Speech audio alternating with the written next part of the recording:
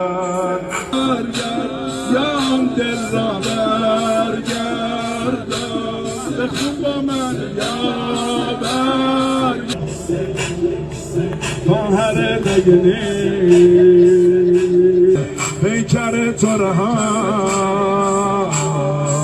السلام علی من دفن اهل قرآن نمیدونیم چقدر پیکر سرگردان درش برسه پاک صدای برادر به خواهرش برسه سید الشهدا سید الشهدا میز که امام رضا فرمود ابن الشبیب این کنت باکیا لشیفت ما سمون یادمون نمیره همواره نبرد حق و باطل برپاست هر روز